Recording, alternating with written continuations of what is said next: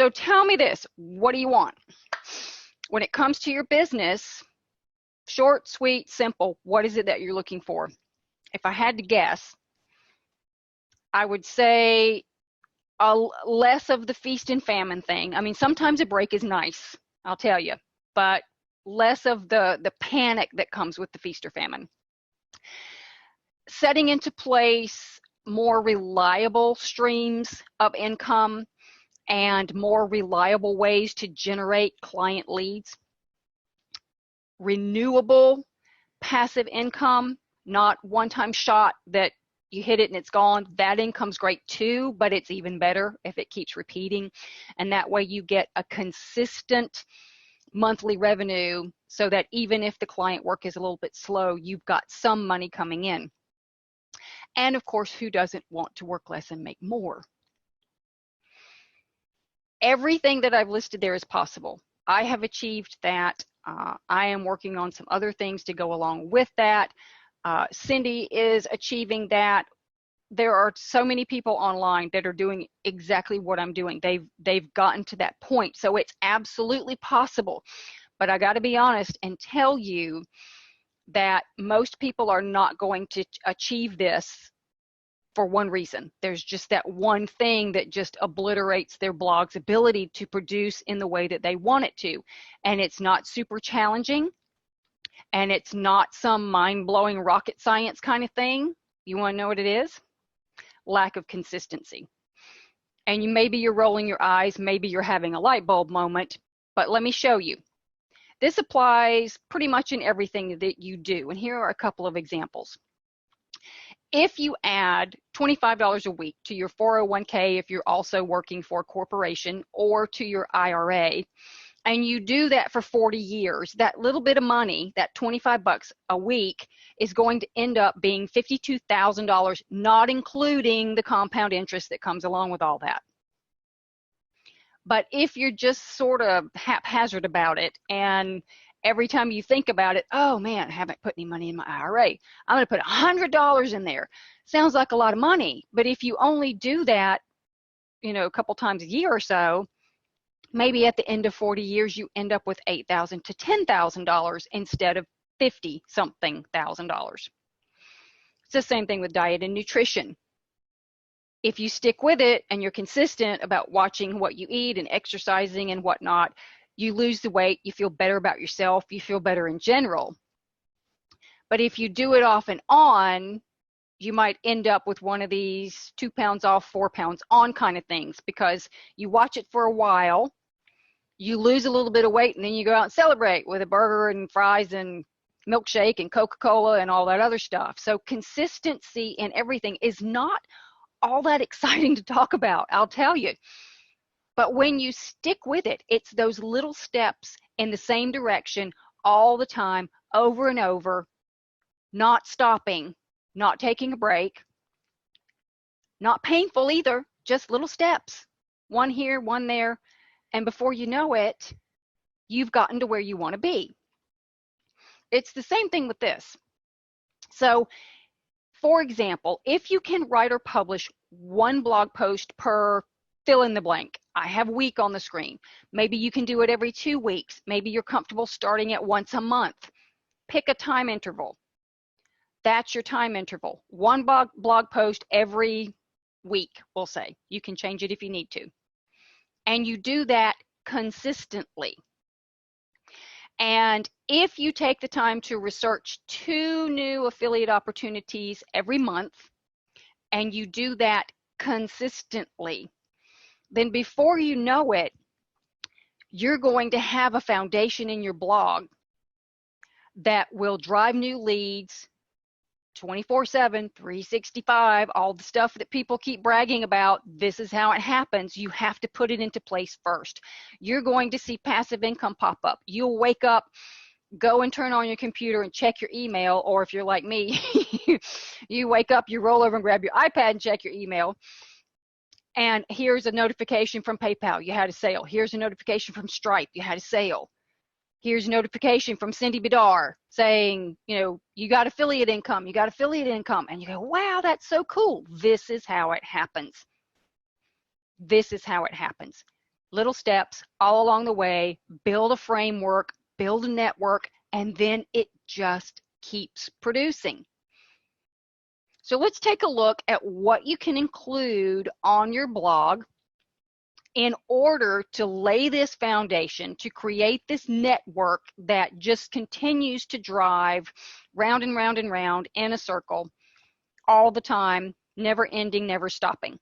And I want to tell you about 4 types of blog posts that are vital to put into your rotation so that you can get those leads and that passive income. The first one is evergreen. As a matter of fact, if you go to the Marketing Words blog today, you will see that I have a brand new post up that is an evergreen post about evergreen content, and you'll get a really good idea. This is a general topic that rarely changes. Every now and then you might have to tweak it just a bit, but most of the time, from year to year to year, that information is pretty steady. You can publish evergreen posts one time and they will continue to build for you, or if you get in a pinch one day or whatnot, you can rerun it because most of it is going to stay current. You don't have to do a big overhaul of the blog post in order to rerun it again. And I'll tell you now, rerunning blog posts is an excellent thing to do, because even though your particular readers saw this post, we'll say, for example, 6 months ago, they're not going to remember everything they read. It might have been one of their favorite posts and they completely forgot about it. And you have new people you've added to your list that have never seen this. They're not going to go to your blog and sit there and click through 6 months worth of posts and read everything you've done. So these give you a really good way to fill in quickly. If someone was going to send you a guest post and something happened and they couldn't do that, you can stick this in. If you're sick one week and you just don't feel like doing a blog post, or your child has an issue or what have you, you can rerun these. The stable nature of the evergreen content makes them excellent for SEO. They continue to build links as they gain popularity.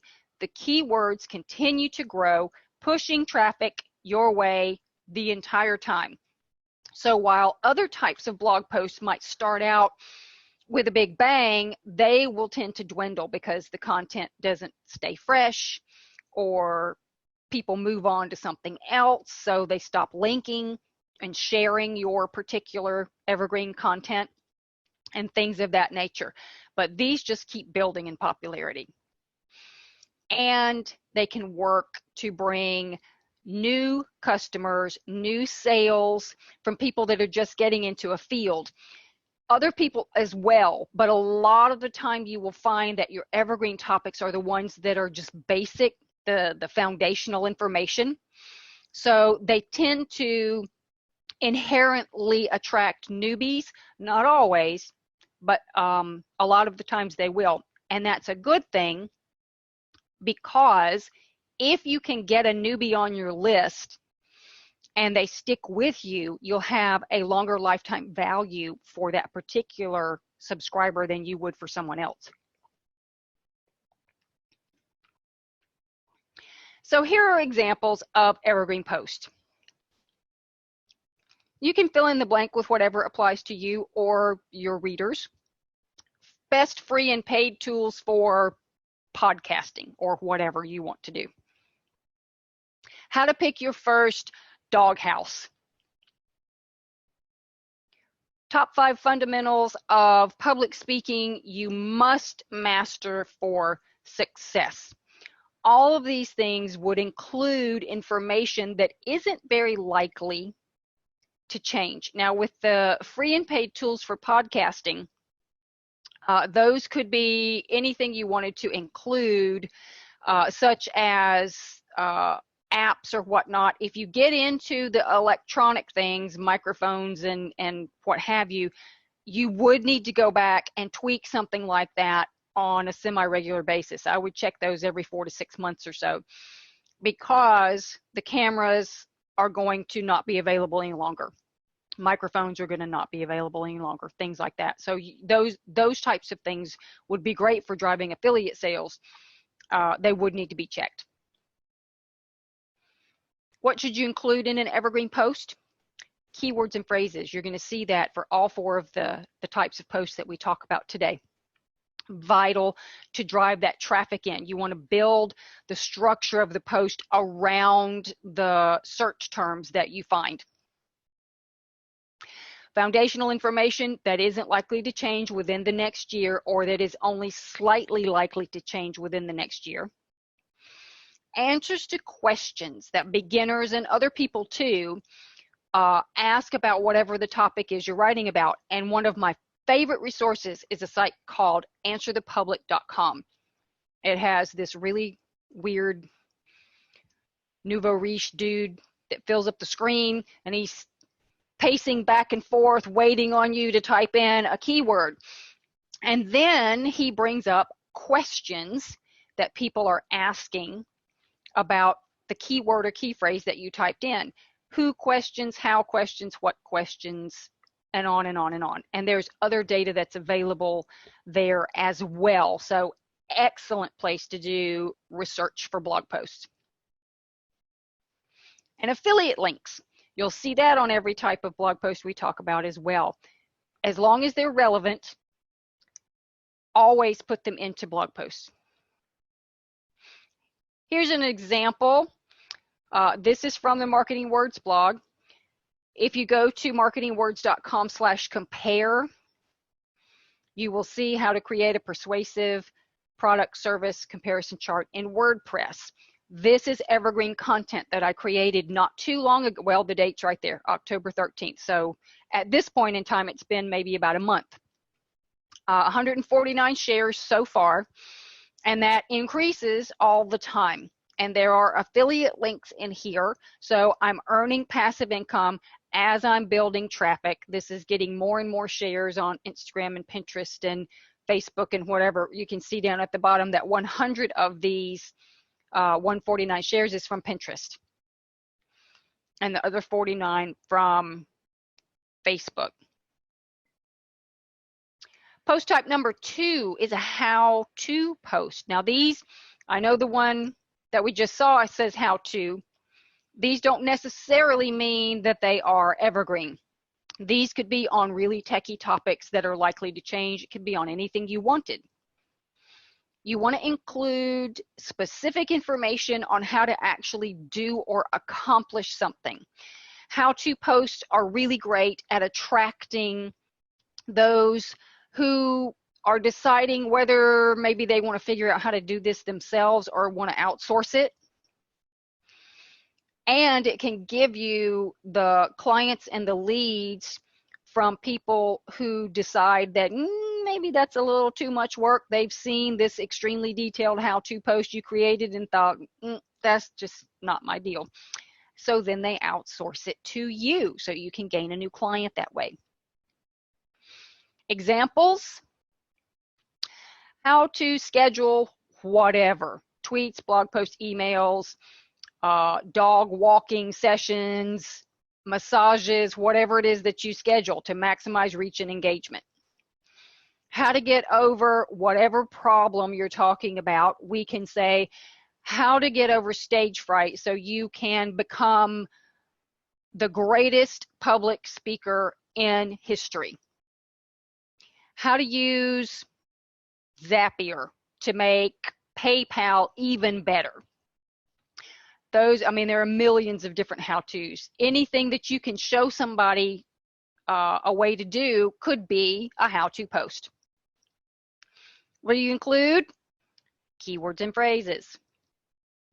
The specifics of how to do something. The idea is for someone to walk away and be able to do whatever this topic is.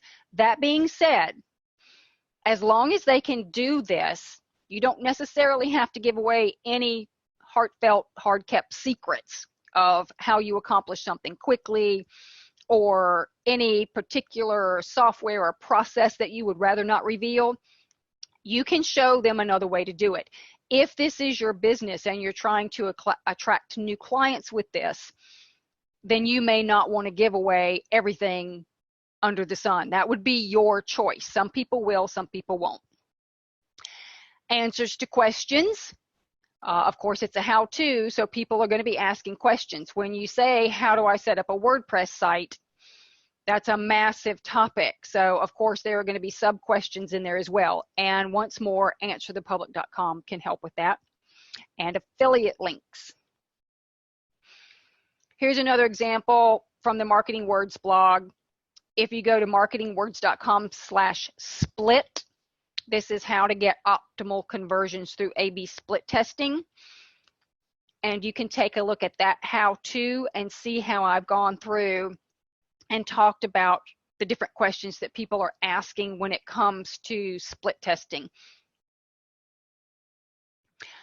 Post type number 3 is a before and after post.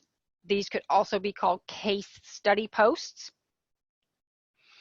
These will show your ability to produce results as a service provider. It will attract people specifically who are looking to hire a professional. Typically, people who are reading case studies aren't necessarily trying to find out how to do something for themselves.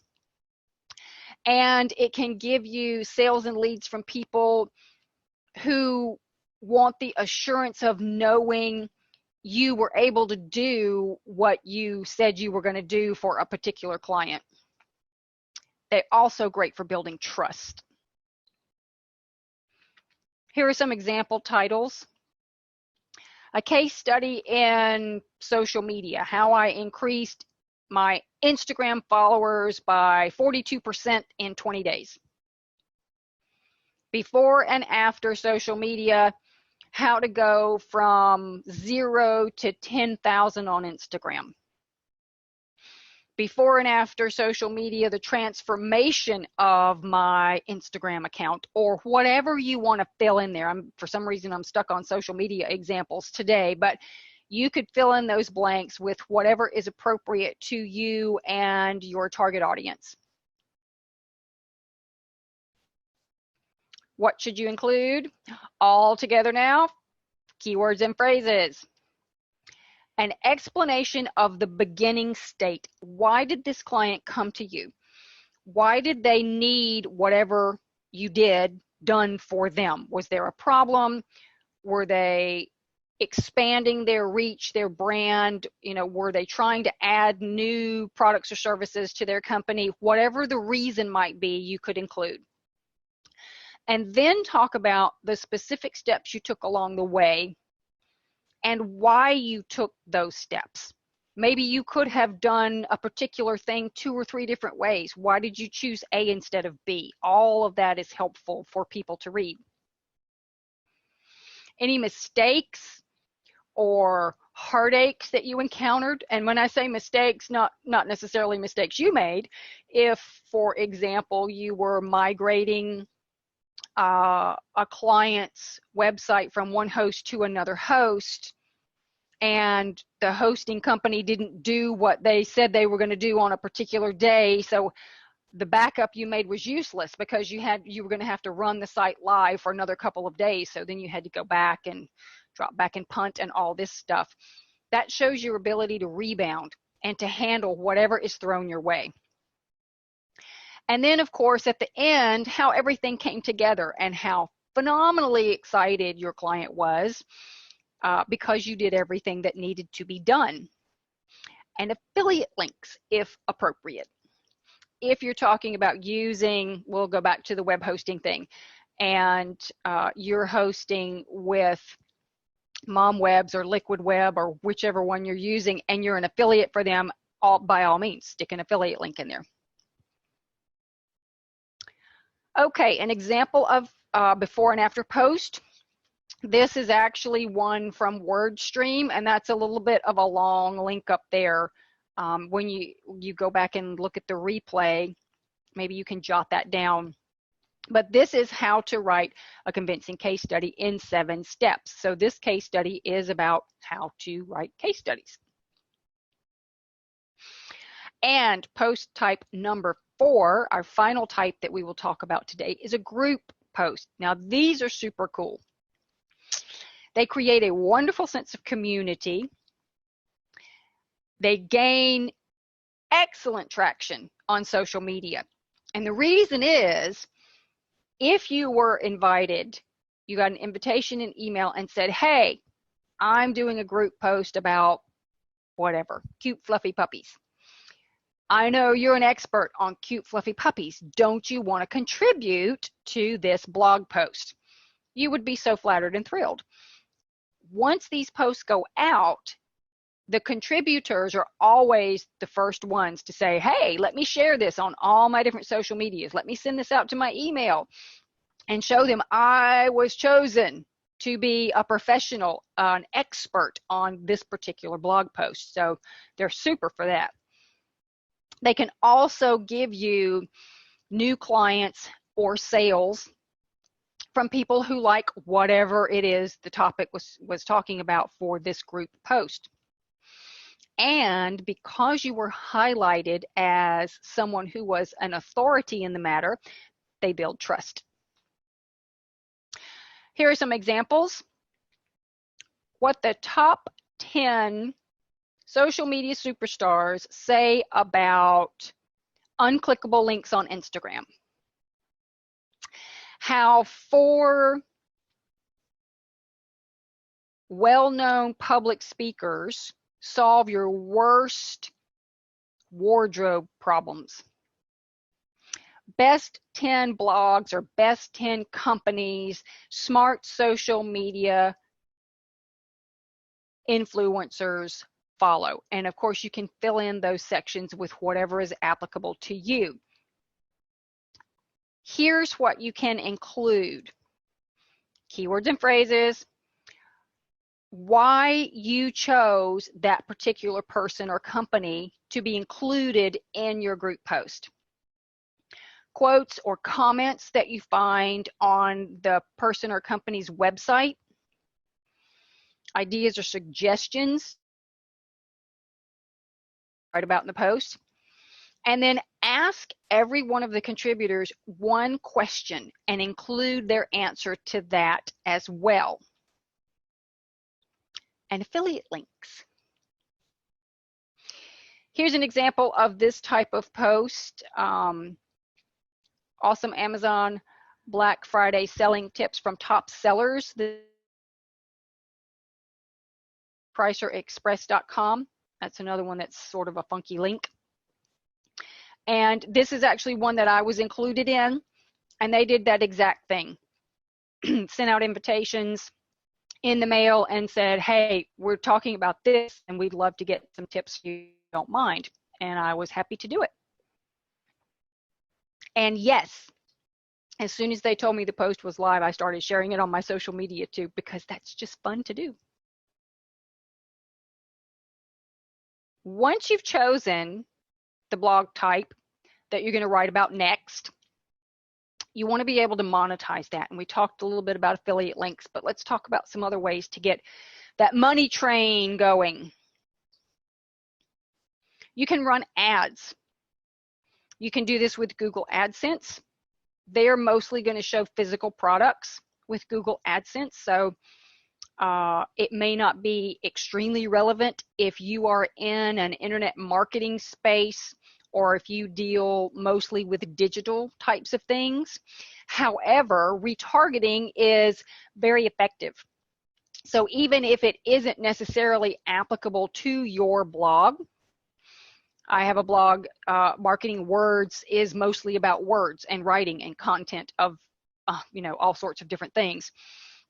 So if someone were to come to my blog and I had AdSense ads going, if retargeting was playing a role and they just come from LL Bean looking for new snow boots, that might be, a type of ad that's going to show up.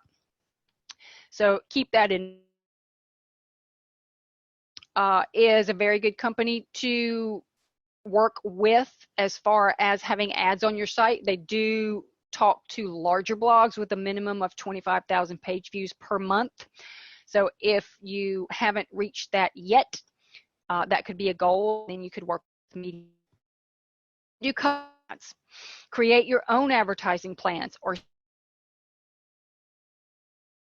digital products or services that you offer. So you could run custom ads that you create for yourself to promote yourself on your own blog, or you could sell these to other people. You could sell text links. Same thing, create your own plan.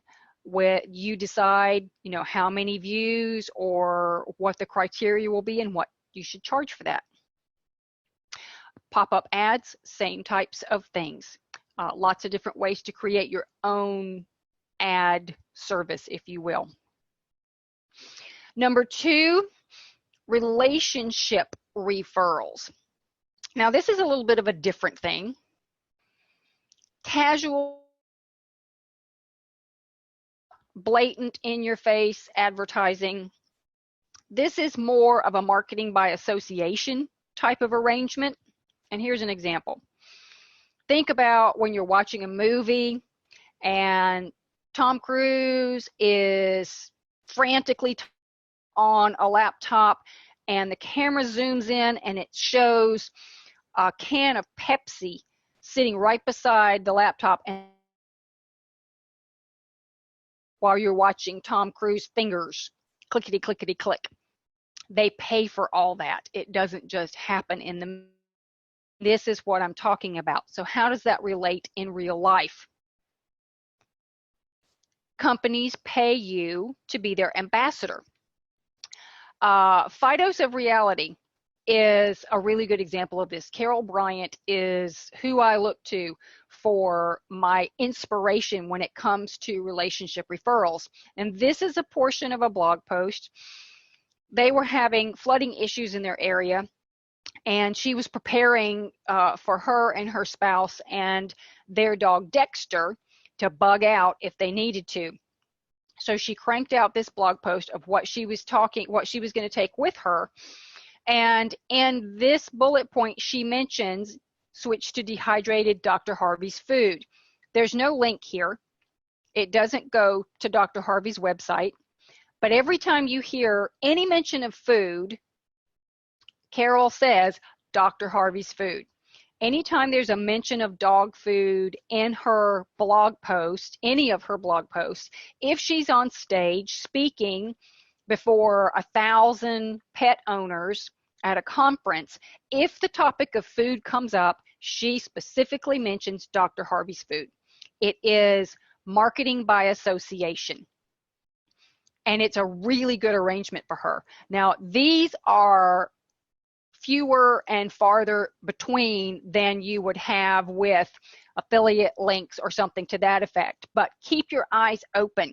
She got into this because she fed their dog Dexter Dr. Harvey's food. Originally, it was fresh food.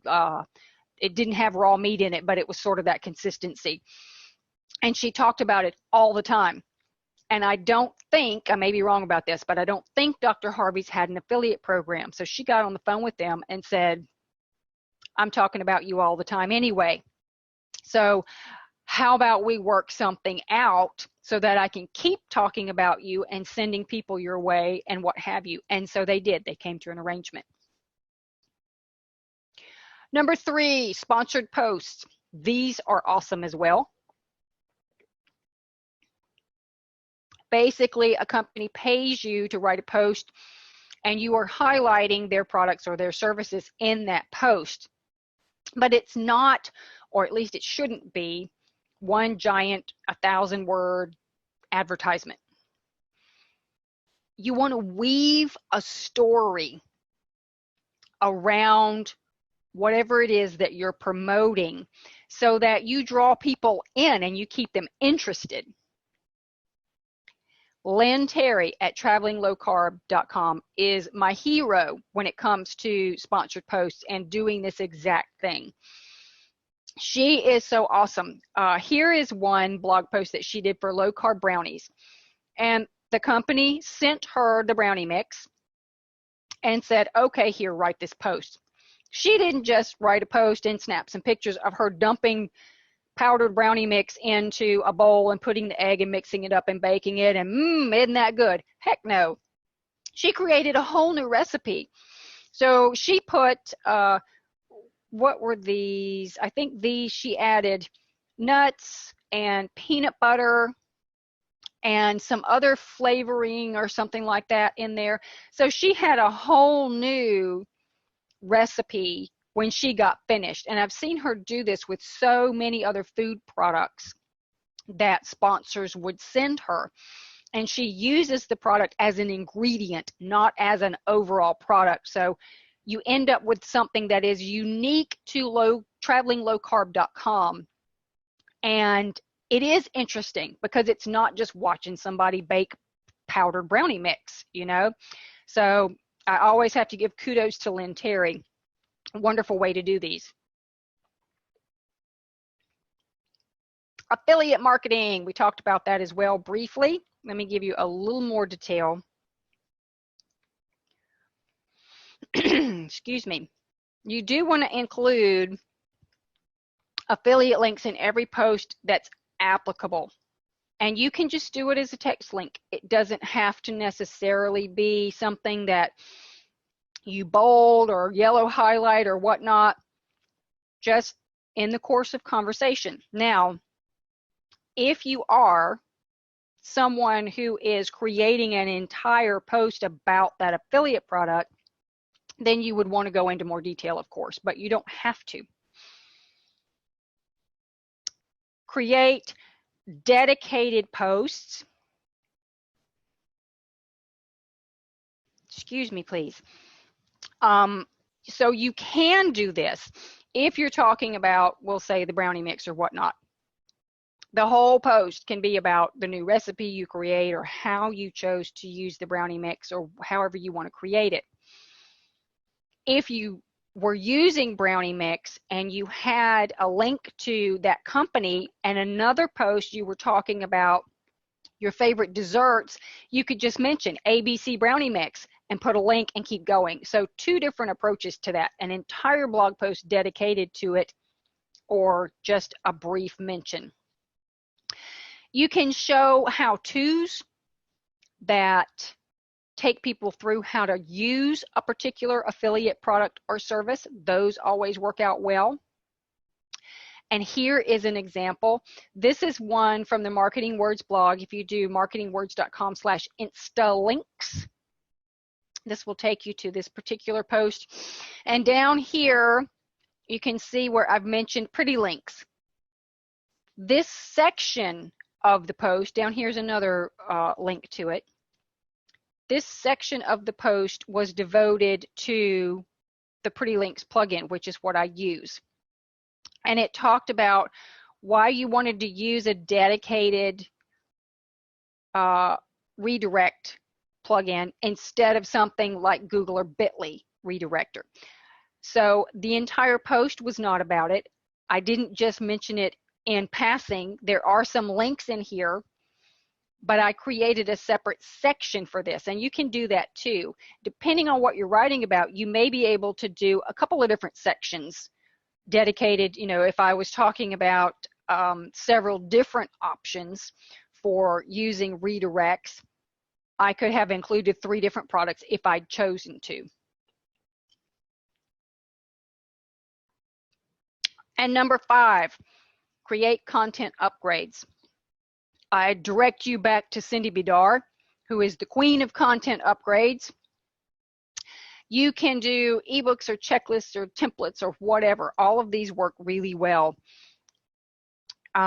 Whatever's useful to your readers and or allows you to include affiliate links or links back to products that you have created or services that you offer. The key is that it needs to be useful. If somebody opens up your freebie and it's just stuff and they're like, oh, well, whatever, they're not going to be too excited about working with you or purchasing something that you're selling. So make sure that somebody gets it and reads it and goes, wow, yep, that's helpful. I like that. You can insert opt-in boxes in your blog posts if you want people to sign up for your content upgrade that way. Or you can do it like this. This goes back to creating your own ads for your own products. In this blog post that you see a section of here, I inserted this ad that I created for my free blogging tune-up resource guide that has blog titles and topics and tools and mistakes to avoid and what have you, and the little yellow click to get yours. That was in the middle of this particular blog post. You can do it at the end of the post as well. The thing with monetizing is you always want to go around and around and around. So your bonus is to always use calls to action. I don't really care for the analogy of a funnel, because funnels, stuff goes in here and it comes out here and then you're done. Circles to me make more sense. So on a social account, you've shared a blog post and people click from wherever, Facebook to your blog post, and they read it and they see the opt-in box at the bottom. And so they decide they're going to click, put their name in there and click to get your freebie, and they get the content upgrade download. And then that takes them to an upsell page, which they really they love. They buy that, they share it on social media, which sends somebody back over to your blog, and around we go. Always a touch point. Every post should have a next step. You never want it to end. It can be in the middle of the blog post, it can be at the end of the blog post, doesn't matter. Until they choose to leave the circle, you never want one of your subscribers, one of your followers to hit a brick wall and all of a sudden there's nowhere left to go, because they won't come back to you and say, hey, what else you got? So a breadcrumb trail, always following the breadcrumbs, never ending until they choose to end it. And that gives you 4 types of blog posts that you can include and 6 ways to monetize your blogs. Here's an example of a call to action. This is from Social Media Marketing. And at the end of the blog post I was reading, they had this. So that's an example of using a call to action. It can be text, doesn't have to be display like this. It can be text as well. While you're typing in your questions, let me tell you quickly about a wonderful offer that I have for you that's good for just the next couple of days. This is my newest ebook, Blogging Advantage, How to Create Blog Posts That Entice, Engage, and Earn. And as you know, you usually get the best deals on webinars. So it will give you $14 off if you use the code BLOG14, all caps, BLOG14.